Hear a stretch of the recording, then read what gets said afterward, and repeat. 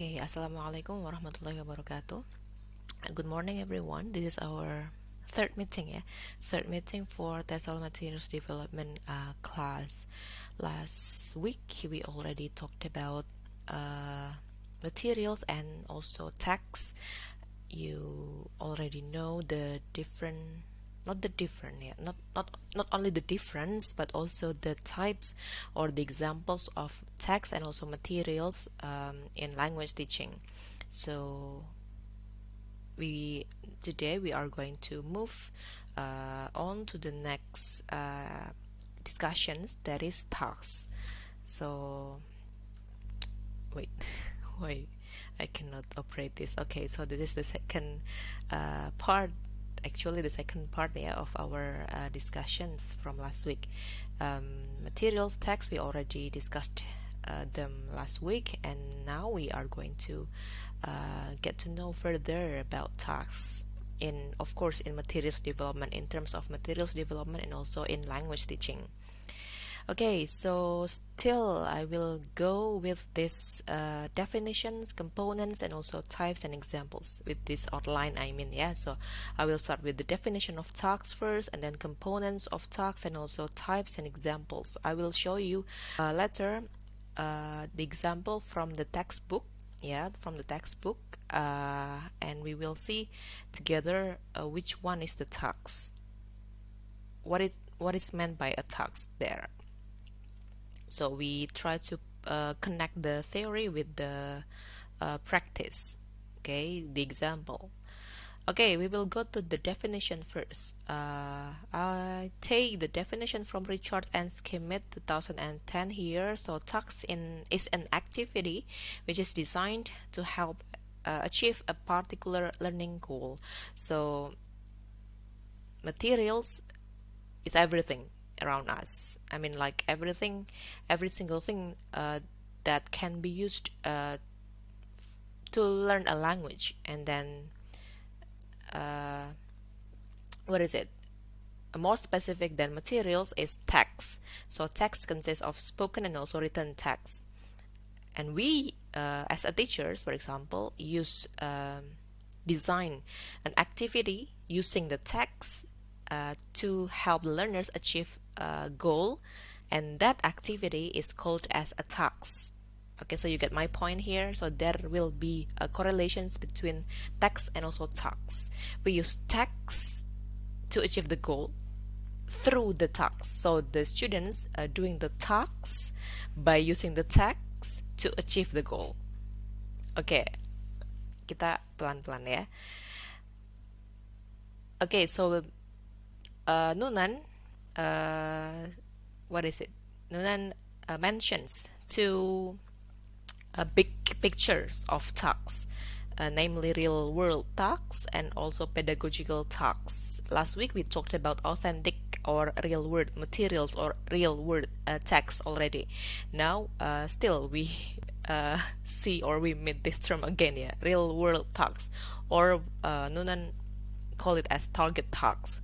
Well, what is it? So it is kind of the use of language in the world beyond the classroom.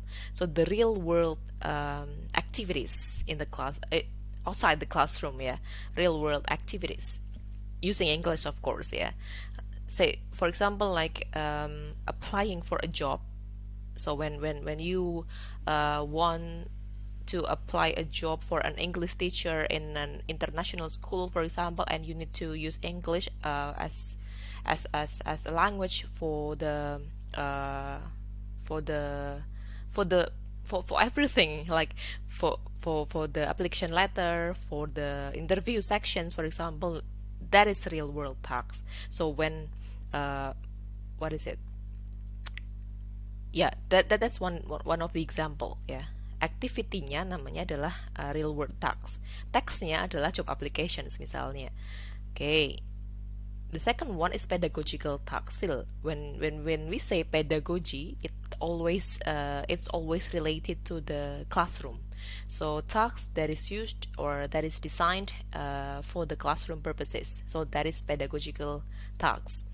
Okay, we will go on ya kita akan lihat nanti perbedaannya seperti apa. So, to create a learning opportunities in the classroom, we must transform the real world tasks into pedagogical tasks through rehearsal or activation rationale.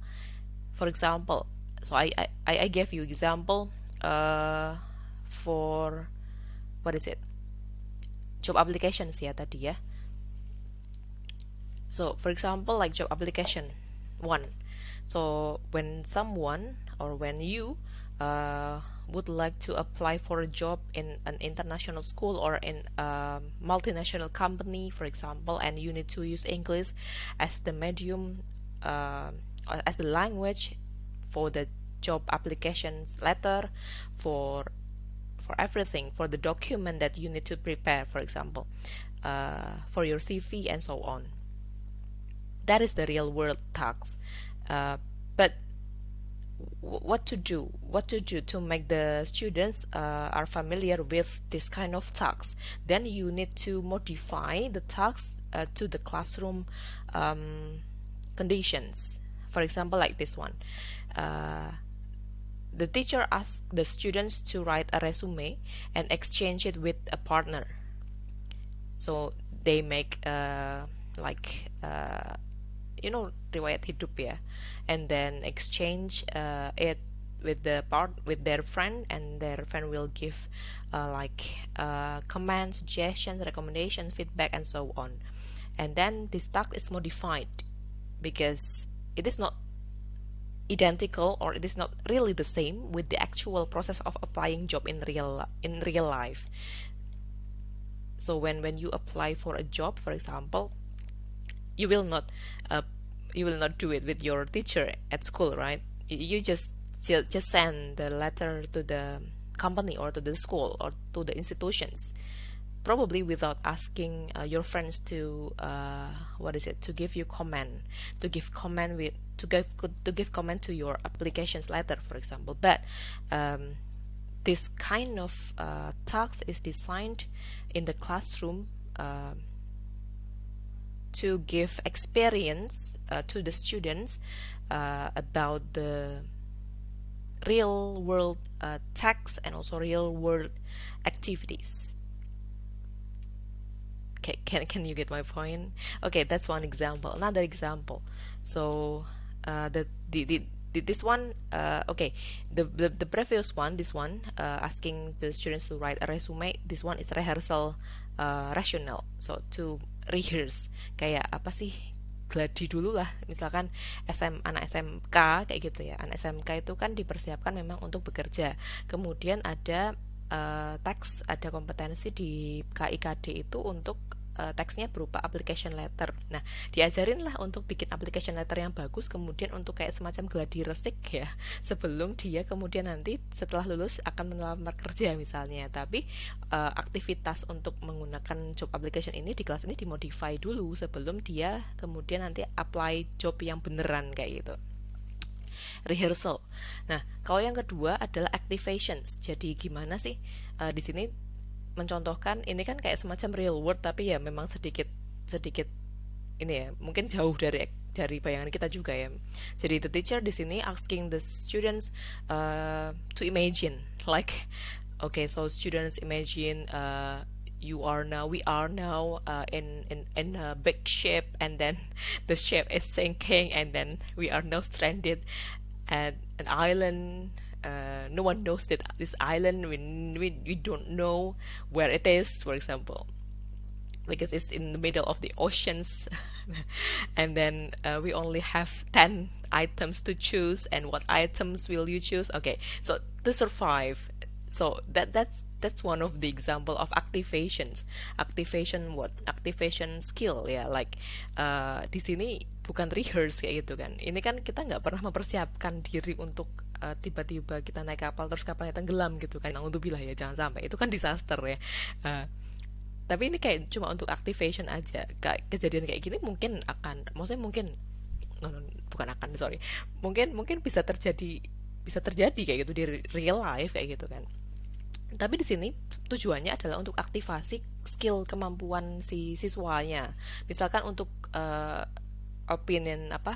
asking giving opinion. Kemudian kenapa kok aku memilih untuk choosing food misalnya, atau aku choosing ropes, tali kayak gitu kan, untuk apa kayak gitu kan misalnya. Eh, Asking and giving opinion, atau untuk aktivasi kemampuan dia untuk agreement sama disagreement kayak gitu. Nah, itu adalah contoh gimana real world task itu diturunkan atau dimodify untuk bisa diadaptasi di kelas kayak gitu, menjadi aktivitas yang menyenangkan. Kemudian components, we move to the components of tasks. Noonan claims this six, yeah, actually six components. The first one is goal, the second one is input, and then followed by procedures, teacher role dulu sebetulnya, learner's role, dan kemudian settings. Ini yang teacher sama learner's role saya jadikan satu. Goal itu apa sih? So intentions behind the tasks, like tadi kayak misalkan tadi ini anak kelas 2 SMK misalkan, saya suruh buat bikin job application letter, itu buat apa sih tujuannya kayak gitu. So what is meant by the teacher asking the students to do these tasks? Untuk apa sih kayak gitu tujuannya? Inputnya. Now, we also need, ketika membuat task itu kita butuh, jadi ketika mau mendesain sebuah task kita butuh goal, kita butuh tujuannya, itu harus terstated, harus harus ada kayak gitu, tujuannya apa. Kemudian harus ada inputnya. Input ini apa sih? Input ini gampangnya adalah teksnya. Jadi ini adalah spoken atau written atau visual data yang digunakan oleh si students itu untuk accomplish the task. Teks atau materials kayak gitu ya. Jadi kita perlu teks sama materials. Nah, inilah kemudian kita bisa hubungkan nih. Berarti ketika mendesain sebuah task kita butuh teks atau materi kayak gitu. Nah, procedures. So, the steps of what to do with the task. Kayak tadi misalkan, okay, students, now imagine we are now on the ships, and then the ships is now sinking slowly, and then misalnya seperti itu ya. Now you need to make a group of 3 and so on and so on. Itu ada stepsnya. And then write down or share your argument or your opinion with your friends or in your group, for example. So that's procedures. And then teacher and learners role. So what kind of roles that the teacher or learners are expected to have during the task completions? Teachernya apakah cuma simply hanya fasilitator, atau dia ngapain kayak gitu ya, atau memang dibimbing dari awal, dari step awal sampai akhir. Settingnya itu apa sih? Setting ya classroom arrangementnya. Jadi kayak apakah task ini akan jadi harus jelas ya, ini tasknya individu, ini group work, ini pair work, ini berkelompok, small group berarti minimal 3 orang, atau simply group work consists of 5 students in one group, for example. Okay, so that's setting. Kita ke goal dulu nih. Goal itu apa sih? Tadi seperti yang saya bilang. Jadi intentions ya, di balik si siswa ini mengerjakan sebuah task itu ada tujuannya. So this provides a link between the task and also the broader curriculum. Punya kurikulum besar nih kayak gitu kan. Kemudian ada task, kemudian ini goal ini diantaranya kayak gitu kan, untuk menjembatani mencapai tujuannya kayak gitu. Mungkin kalau basic sama core competences mungkin masih terlalu broad ya, masih terlalu luas. Berarti kalau mungkin contohnya kalau di kurikulum kita mungkin berarti di bawahnya basic sama core competences, yaitu indikator kayak gitu kan.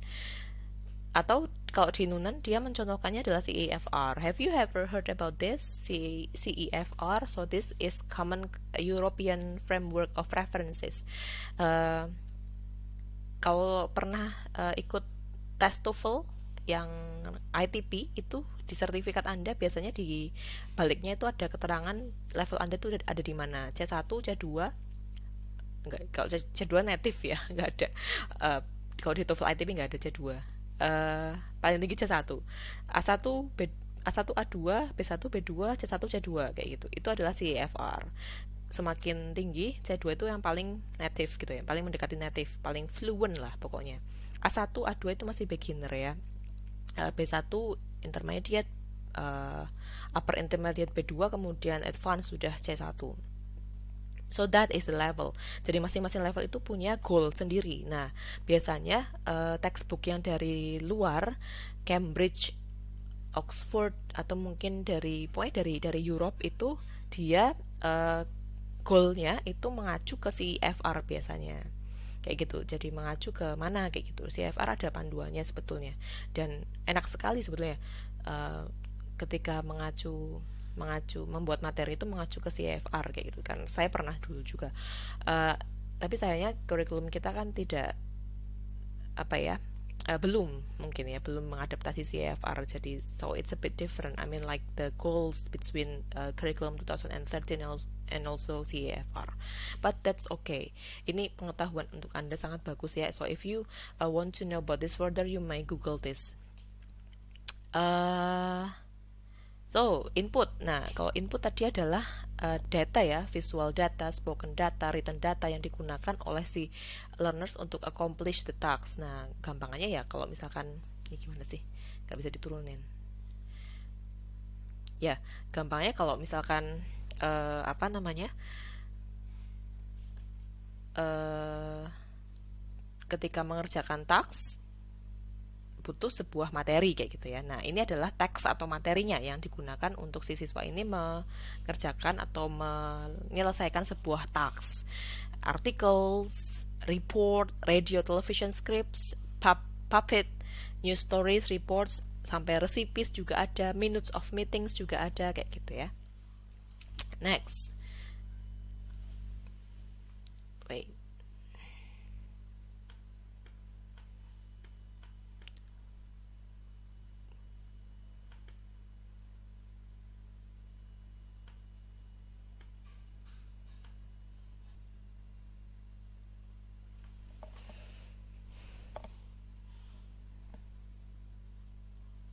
Oke, next. Mungkin kayaknya ini agak sedikit keberatan ya saya, jadi mungkin akan saya potong nanti videonya biar nggak terlalu panjang. Oke, next, procedure. So when we talked about procedure, so when we talked about the steps of the learners to accomplish the task gitu ya. Nanti I will show you later. And then teachers and learners roles. Teacher roles and learners role are two sides of coin kalau menurut Nunan di sini. So they give the learners a more active role in the classroom. So the more active the learners, the more effort that the teacher needs to do kayak gitu ya. Jadi semakin apa, aktif role-nya di classroom ya, teachernya juga semakin aktif kayak gitu kan. Harusnya semakin various ya, semakin berbagai macam different role yang harus di-adopt seperti itu.